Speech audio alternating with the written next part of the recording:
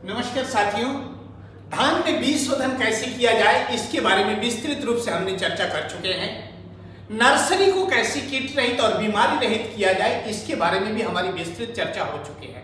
तो आज आइए हम चर्चा करते हैं धान रोपाई से लेके अगला 30 दिन तक जो मुख्य दरवाजा होता है, इस दरवाजे पे किस तरीके से हम अपनी धान की फसल की परवरिश करें ताकि हमें अच्छा उपज मिल सके।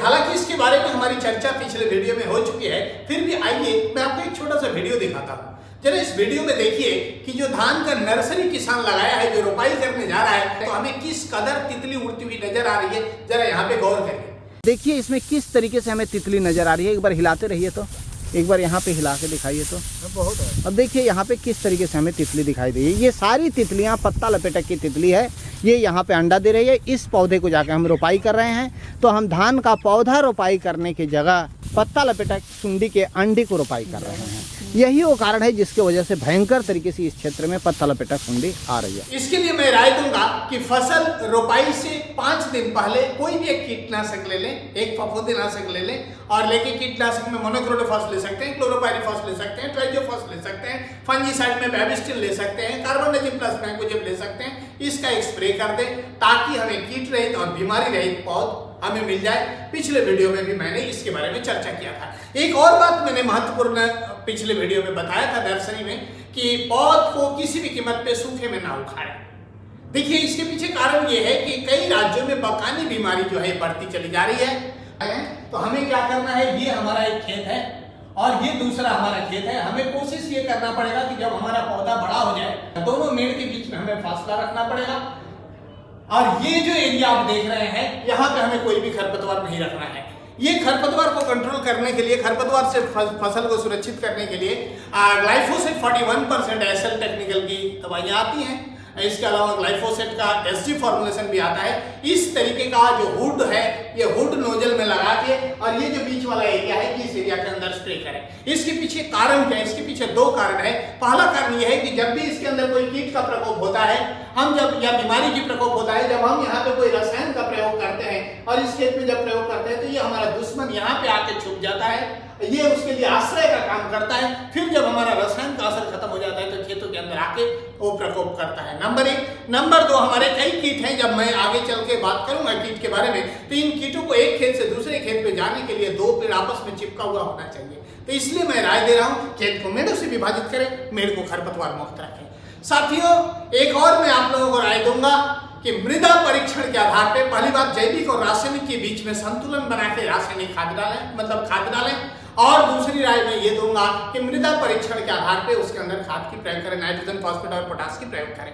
अगर आप डीएपी डाल रहे हैं तो ओरिजिनल है कि नहीं उसको जांच कर लें। इसके बारे में पहले मैं आप लोगों के साथ चर्चा कर चुका हूँ। रही बात पोटास की, तो मैंने देखा है भारतवर्ष के कई राज्यों में पोटास की काफी कमी पाई जा रही है, जिसका सीधा असर हमारी फसल की उपज के ऊपर पड़ रहा है। तो पोटास खेत के अंदर जरूर डालें। इसके 2 काम, नंबर 1 जड़ को मजबूत करना, नंबर 2 बालियों में वजन बढ़ाना। तो इसलिए मैं पोटास का राय आपको जरूर दूंगा। रही बात जिंक की, तो जिंक को 0 से लेकर 30 दिन तक का जो दरवाजा है, ये बहुत ही महत्वपूर्ण है। इसी समय हमारी धान की फसल को जिंक की जरूरत पड़ती है। जो खैरा बीमारी है वो जिंक की कमी की वजह से होती है। इसलिए मैं किसान साथियों से राय दूंगा, इसके अंदर जिंक जरूर लगाएं। इथिलीन डाइअमाइन टेट्राएसिटिक एसिड तकनीक का जिंक आप लीजिएगा।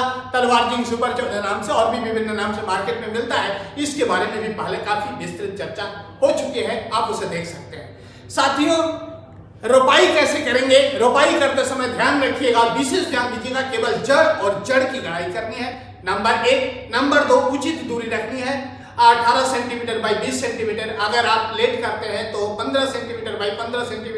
और वैरायटी जो रिकमेंड कर रही है उसी हिसाब से उसकी पौधे की रोपाई करें। रोपाई का दिशा क्या होगा, बड़ी महत्वपूर्ण बात है। साथियों, आमतौर पे लेबर जो रोपाई करते हैं, किधर हवा का रुख है उसको देखते हुए लेबर रोपाई करते हैं, नंबर 1।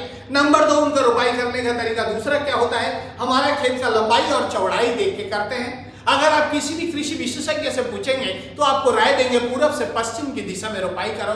यहाँ पे मैं थोड़ा सा आपको दूसरा मतलब बात बताना चाहूंगा, इससे मैं खूब ज्यादा सहमत नहीं हूं। मैं आपको ये बताना चाहूंगा, जिन राज्यों में धान के अंदर हॉपर का प्रकोप हो रहा है, भुमला का प्रकोप हो रहा है, तेला का प्रकोप हो रहा है, वहां पे अगर धान की रोपाई उत्तर से दक्षिण या दक्षिण से उत्तर की दिशा में करेंगे तो वहां पे हॉपर का प्रकोप आपके खेत में कम आएगा। इसके पीछे कारण क्या है, ये जब मैं हॉपर के बारे में आपसे चर्चा करूंगा तब मैं आपको बताऊंगा। तो उचित पहले खाद न दें, उचित दूरी पे रोपाई करें। अभी जो बात मैंने आपको बताया, इन बिंदुओं पे हमें विशेष ध्यान देने की जरूरत है। आइए अब बात करते हैं खरपतवार प्रबंधन के बारे में।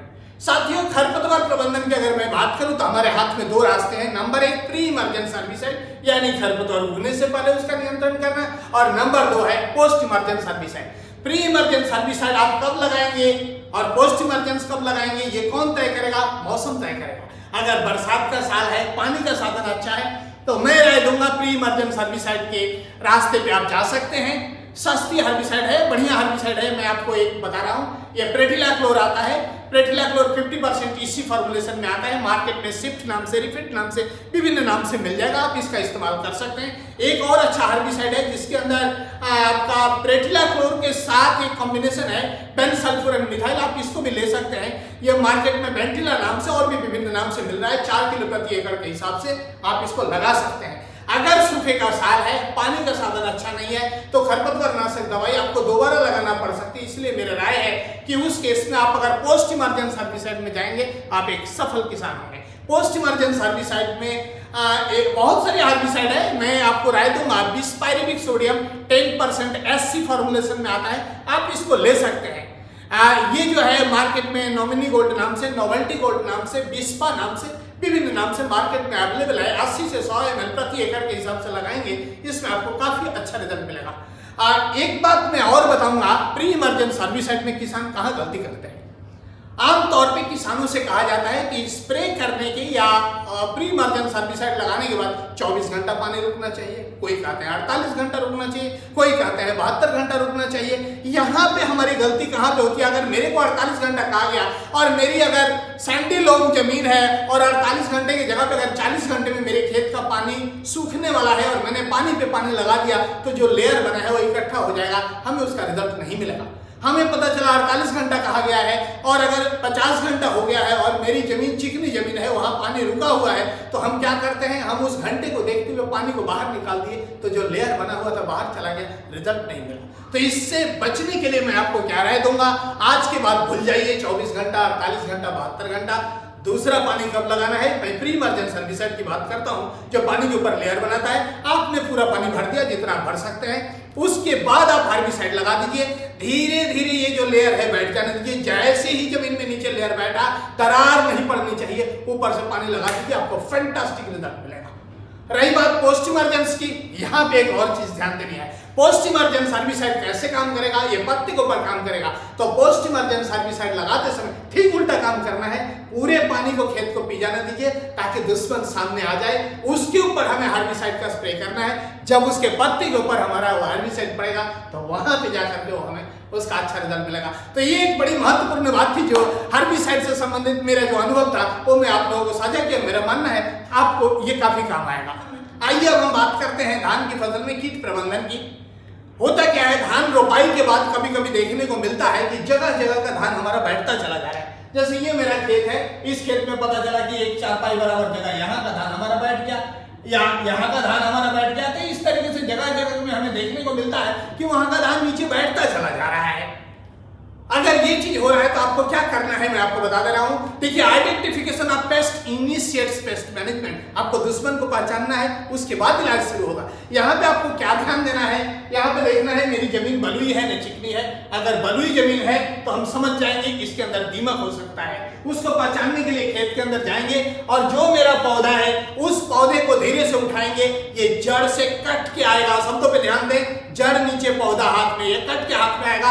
अगर ऐसा होता है तो इसका मतलब हमारे खेत में दीमक है, हमें दीमक का इलाज करना है। इलाज क्या करना है अभी मैं आपको बता रहा हूं। दूसरा केस, हमारा धान है, रोपाई किए हुए 15 से 25 दिन के बीच का धान है और जगह जगह का धान हमारा बैठता चला जा रहा है। अब मैं मिट्टी हाथ में ले रहा हूं, चिकनी मिट्टी हमें दिखाई दे रही है, पानी रुका हुआ है। अब मैं खेत के अंदर जाऊंगा, पौधे को उखाड़ूंगा, पौधा जड़ सहित बाहर आएगा। शब्दों पे ध्यान दें, यहाँ जड़ कट के कभी नहीं आएगा, जड़ सहित बाहर आएगा। इसका मतलब क्या है, वहां पे वायरवर्म है, वहां पे जड़ के अंदर मेगॉट है। इसके बारे में बहुत अच्छा वीडियो इसी चैनल पे दिया हुआ है, आप जरूर उसे देखिएगा, उसमें आपको काफी जानकारी मिलेगी। तो साथियों, इससे बचने के लिए हम क्या क्या कर सकते हैं? अगर दीमक है, पुराने जमाने की अगर मैं बात करूं, क्लोरोपाइरीफॉस है, फिप्रोनिल है, ये सब दवाइयां हैं, मतलब रसायन है। इसके अलावा थायोमिथोक्साम ये काफी अच्छा रहेगा, इमिडाक्लोप्रिड काफी अच्छा रहेगा, हम यूरिया के साथ मिला के भी डाल सकते हैं। ये तो दीमक की बात हुई। अब मैं बात करता हूँ वायरवर्म की। तो वायरवर्म के बारे में ये जो वीडियो है उसमें काफी दिया हुआ है, आप वहां पे देख सकते हैं। साथियों,